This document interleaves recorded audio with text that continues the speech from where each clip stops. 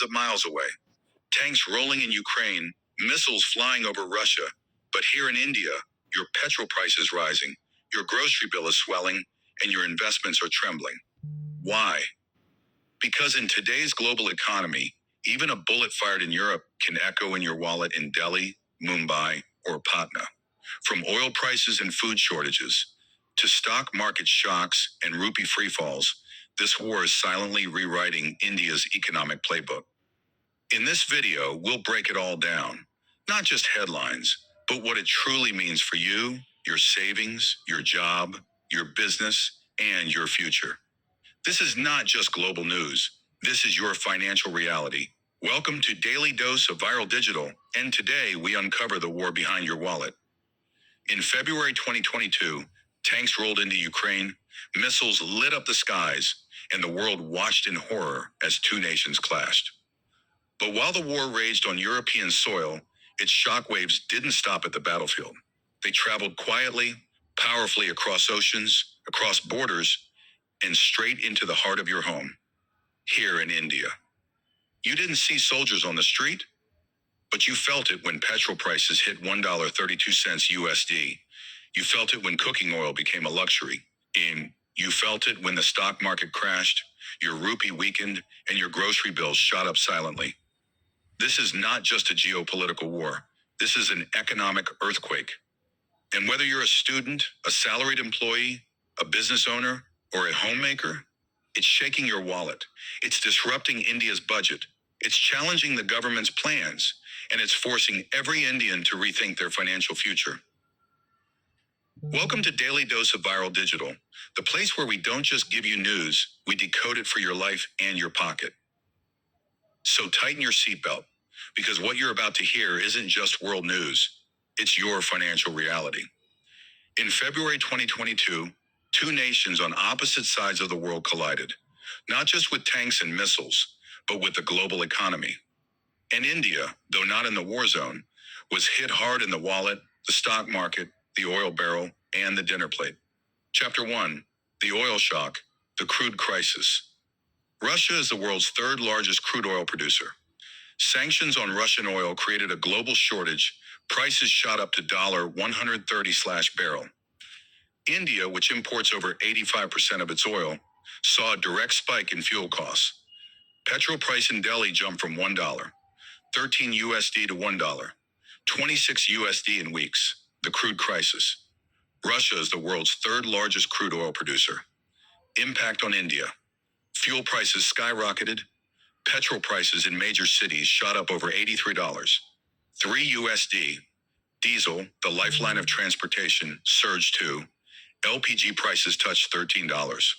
20 USD domino effect. Higher fuel, higher logistics, costlier food, clothes, construction, transport, aviation, agriculture. All sectors face cost-push inflation. When oil becomes a luxury, survival becomes expensive. Chapter 2, food agriculture disruption. Ukraine, breadbasket of the world. Russia-Ukraine accounted for 30% of global wheat exports and 70% of sunflower oil. With ports blocked, supplies stopped. Edible oil prices in India rose 25-40%. Wheat flour saw record inflation. Sunflower oil $1.44 USD, $2. 16 USD/liter ADA inflation, 12% YoY. Fertilizer shock. Russia is one of India's biggest suppliers of fertilizers. Urea, potash.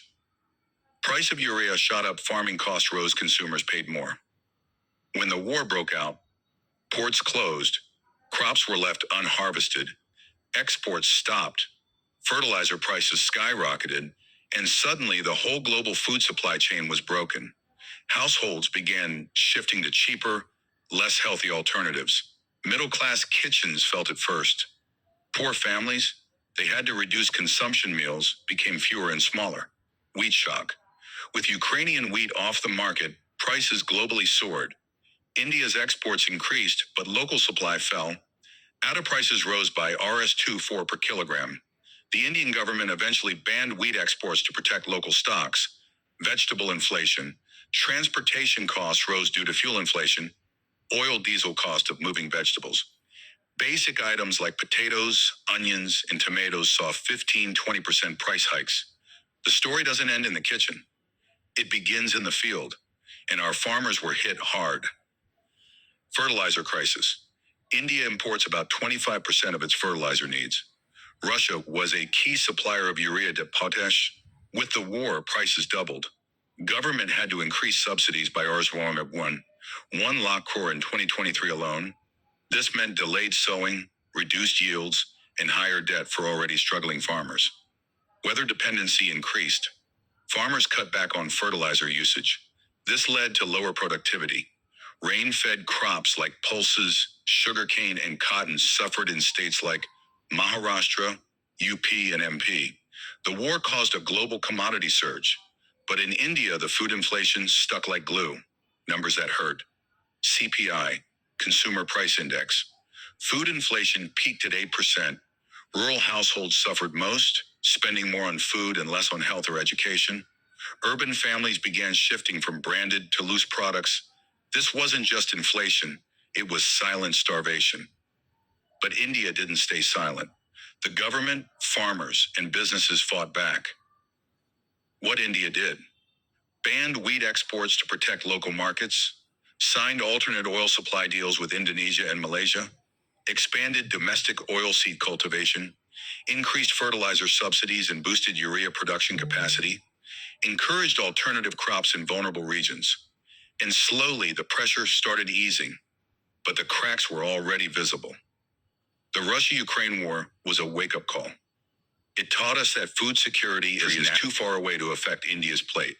Key actions India must take: invest more in agri-tech and irrigation, diversify fertilizer imports and develop green alternatives, expand buffer stocks and public distribution system, PDS, promote local edible oil production to reduce import dependency, strengthen cold chains and food storage for long-term resilience. India didn't cause this war, but it is still paying the price in rupees, in crops, and in empty stomachs. Nam, this is not just about geopolitics. It's about food on your table and hope in our farmers' hearts.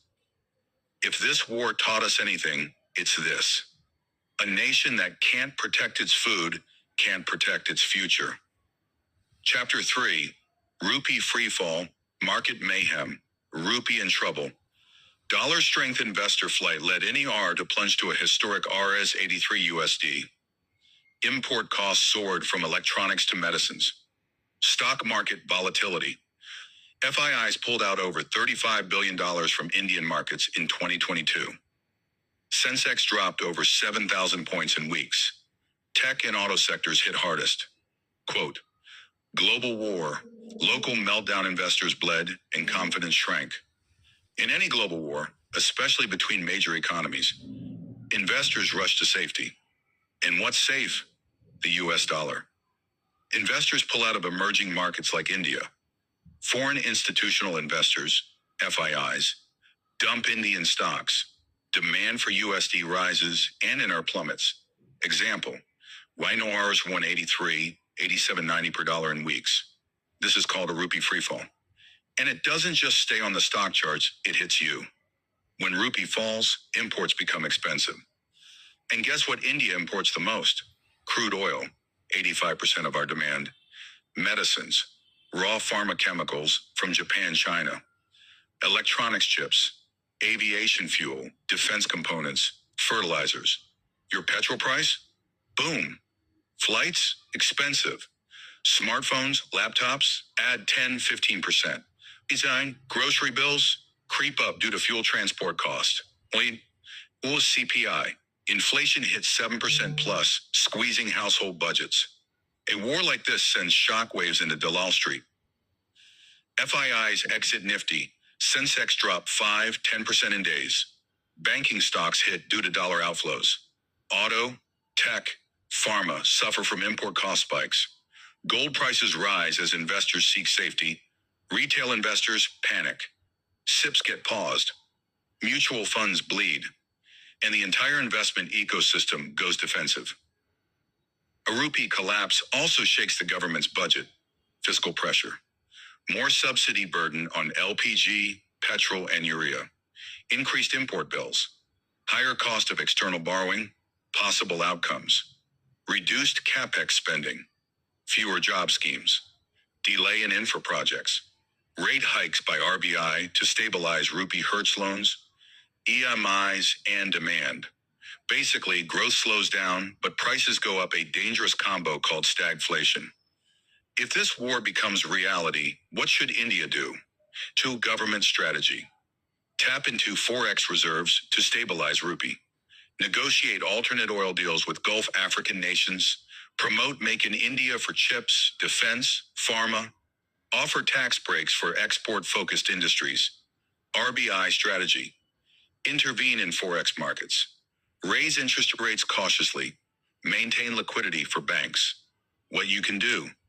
Diversify savings, mutual funds, FD, gold, SIP. Avoid panic selling in markets. Start building a dollar hedge, for example, foreign ETFs. Panic kills more wealth than war ever does. Stay informed, stay steady. Currency wars are the new Cold Wars. And even if India isn't firing missiles, we could still get hit in the wallet. When the rupee falls, it's more than a number. It's your dreams, devalued. It's your EMI, expanded. It's your ambition, delayed. But if we prepare now as investors, citizens, and policymakers, India cannot just survive, it can lead. Chapter 4, Government's Balancing Act, Budget Strains Change, Fuel Subsidies. Welfare schemes raise the fiscal deficit, 6.4% of GDP. High borrowing, higher interest, long-term debt burden. Policy moves. RBI hiked interest rates to control inflation. Import from Russia increased at a discount via rupee-ruble trade. Government urged self-reliance in oil, fertilizers, defense. India walked the middle path. Not taking sides, but protecting its people. The government responded with bold steps. Reduced excise duty on petrol, diesel, subsidized LPG and fertilizers, boosted MSP for crops, tightened wheat and rice stock distribution. India used trade diplomacy like a chess game, selling to both sides, keeping itself open and stable. India didn't pick sides. It picked strategy. Abstained from anti-Russia UN votes. Maintained diplomacy with both Russia and the West. Used this neutrality to secure fuel, fertilizer, and tech partnerships. This is the new India, not afraid to walk alone. Focused on its economy, its people, and its sovereignty. Chapter 5, Defense Dilemmas. 60% of India's defense equipment is Russian-made. Sanctions delayed deliveries of S-400 missiles, fighter jet parts. India pushed for diversification. France, Israel, US, and domestic production. Atmanirbhar Bharat push. RS-94, 000 crore allocated to local defense manufacturing. HAL, DRDO, and private sector boosted. For decades, India leaned on Russia for almost 60-70% of its military hardware. Sukhoi MiG fighter jets, T-90, T-72 tanks, S-400 missile systems, Sukhoi MiG fighter jets, T-90, T-72 tanks, S-400 missile systems, submarines, assault rifles, radars. But once Russia entered a full-blown war, everything changed. Manufacturing slowed due to Ukraine sanctions. Logistics shipping of spare parts disrupted. Ruble volatility made payments difficult. Global sanctions restricted technology transfers. Suddenly, India realized too many of our missiles rely on a country at war. Let's look at the domino effect on India's key military projects. Delayed deliveries. S-400 air defense systems, 2 out of 5 delayed. AK-200 3 rifles, joint production in Amithi paused. IENS Chakra, Russian nuclear sub, returned early due to service issues. Impact on spare parts. Indian Air Force MiG-29's Sukhois risked being grounded. Army tank repair maintenance slowed. Navy's Russian engines stalled upgrade plans. India's defense was never under threat, but its readiness, heavily tested. As Russia got isolated, India started rebalancing its defense partnerships. France, increased Rafale, Saffron don't seem just tell mama. drones, radar, and smart systems, USA, jet engines, Apache Shadow helicopters, Japan, South Korea, cyber defense, naval tech. India isn't abandoning Russia, but it's definitely diversifying the battlefield. Out of crisis comes revolution, and India launched its biggest defense transformation. We're making India push in Tejas Mawar 1. The fighters, bulk orders to HAL, K9 Vajra howitzers made in India. Drones, missiles, tanks under DRDO. Private sector giants, Tata, L&T, are in forge entering defense. Policy moves. Banned 411 import items. Increased FDI in defense to 74%. Launched innovation for defense excellence. High tax for startups. India wants to move from being the world's largest arms importer to becoming the next defense powerhouse. Global powers pressured India to stop dealing with Russia. But India chose strategic autonomy. Continued buying arms and oil from Russia, balanced relations with US, EU, and Russia, used war to strengthen non-aligned but sovereign policy. India isn't East or West. It is India first. And this war proved that. Chapter 6. Supply chains trade shocks. Black Sea trade disrupted higher shipping insurance costs. India's exports of pharma, ceramics, and engineering goods to CIS countries dropped. Scarcity in parts hit MSMEs and exporters. India had growing trade relations with both Russia and Ukraine. Ukraine. Pharma, IT, machinery exports hit. Indian investments paused. Indian students returned home from Ukrainian universities. Russia. Payments crisis due to SWIFT ban. Trade settled in rupee ruble workaround. Opportunity to boost exports in pharma, agri, and textiles. This isn't just economics, it's personal. Why your LPG cylinder went from $8, 40 USD to $13, 20 USD. Why your grocery bill keeps growing. Why delivery charges and wait times increased.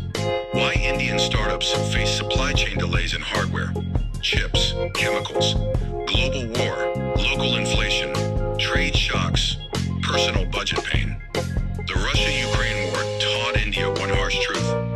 Dependence is dangerous. We cannot rely on a fragile global supply chain. Now India is pushing for self-reliance in oil refining, edible oil production, fertilizers, defense, semiconductors, shipping logistics. This is not just economics. This is about protecting 1.4 billion lives in peace or in war. Chapter 7. Geopolitical Rebalance. India's diplomacy. Tightrope. Balanced ties with Russia. Cheap oil. US-EU trade, tech. BRICS strengthened. De-dollarization talks gained momentum. India positioned itself as a neutral power with economic gains. The Russia-Ukraine war exposed the fragility of the old global order. NATO versus Russia. Tension exploded. China subtly backed Russia. US led an economic war through sanctions. Europe became energy dependent overnight. In this chaos, India refused to pick sides. It picked strategy. And suddenly the world noticed. India was no longer a quiet observer. India's deep military and strategic ties with Russia couldn't be ignored. 60-70% of India's defense imports come from Russia. Russia backed India at the UN for decades. Long-standing cooperation on nuclear, space, and energy. But India also knew being too close to Russia meant risking relations with the West. After the war began, the US and Europe pressured India to condemn Russia, stop buying Russian oil, join economic sanctions. But India stayed neutral and diplomatic. Abstained from UN resolutions against Russia, explained its energy and security interests, continued oil imports to protect Indian consumers, engaged in dialogues with both Putin and Biden. India didn't cave to pressure. It played a multi-alignment game, not pro-West, not pro-Russia, but pro-India. In this new world order, India started gaining unique leverage. With the West, US called India a critical partner. In the Indo-Pacific, FTA signed with Australia, talks progressed with UK, EU, strategic tech defense deals with US, GE jet engines drones, with Russia, continued discounted oil imports, secured fertilizer and defense spare parts, helped Russia reroute trade through Indian ports. With the Global South, championed food security for Africa, supported debt relief and vaccine diplomacy, emerged as voice of the Global South and power with credibility on both sides. In 2023, India hosted the G20 summit and used it to show, we don't just want peace, we want partnerships. Spoke on inflation, climate change, and food crisis, United Nations divided by war, pushed for multipolarity and sovereignty, rebranded India as a non-aligned but influential leader. G20 wasn't just a meeting. It was India's arrival as a geopolitical power. India's path wasn't easy. There were consequences. Western media criticism, fear of US-Russia backlash, dollar sanctions risk, oil trade scrutiny, but India gained much more.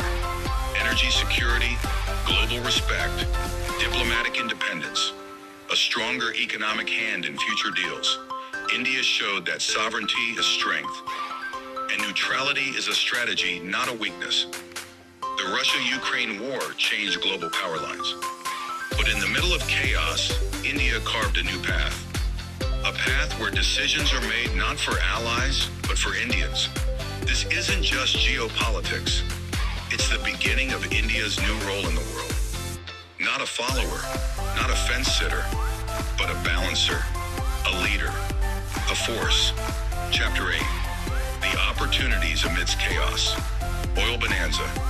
India became top buyer of Russian crude at 30-40% discount. Saved billions in import bills. Global shift toward India. Western firms pivoting from China/Russia to India. Apple, Samsung ramping up India production. Graphic, iPhone 15 now made in India. 25% of Apple production to shift. Technology semiconductor push. Chip shortages hit the globe. India started building alliances to manufacture semiconductors. Ties with US chip makers, Micron, Intel. Talks with Taiwan, RS-76-000 core semiconductor mission. A global chip crisis gave India the chance to become the new Silicon Valley of the East. Every war in history reshaped the future. The Russia-Ukraine war is no different. But India's story is unique. It didn't get lost in the fight. It used the moment to rise through smart choices and strategic silence. From oil diplomacy to defense reforms, trade rerouting to tech investment, India found opportunities amidst choices. And those choices will shape the next decade of its growth. In crisis lies choice. In choice lies power. Chapter 9. How it affected you. Petrol, gas, groceries, monthly household expenses increased or substitute to 000 is 5000. Home loan EMIs rose due to repo rate hikes. Mutual funds, SIPs, gold, crypto all face volatility. Even if you don't watch the news, the war entered your wallet. Mongolia lies between two economic superpowers, Russia and China. When the Russia-Ukraine war broke out, border trade routes with China were disrupted. Inflation in fuel and food hit Mongolian families. Mining exports, like coal and copper, dropped due to logistical issues. Why it matters globally. Mongolia is rich in rare earths and minerals used in electronics, EVs, batteries. Global tech supply chains saw pressure due to reduced Mongolian exports. When Mongolia's economy suffers, global industries feel the heat. From your smartphone to your electric car, prices go up. Innovation slows down. Here's how these three nations indirectly affect you. Grocery bills rose due to Ukraine grain crisis. Fuel costs increased from Russian oil sanctions. Smartphone EV prices rose as Mongolia's rare minerals slowed.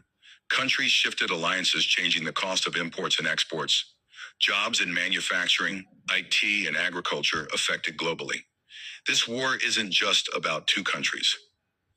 It's about how deeply interconnected our world has become. When a Russian tank rolls, a Ukrainian farmer flees, and a Mongolian miner halts work somewhere in Mumbai, New York, or Nairobi. A price goes up, a delivery delays, a business suffers. In today's world, geography doesn't protect us. Global peace, local stability. Chapter 10. What to do now? Smart financial moves. 1. Emergency fund. At least 6 months of expenses. 2. Diversify. Gold, SIPs, and short-term bonds. 3.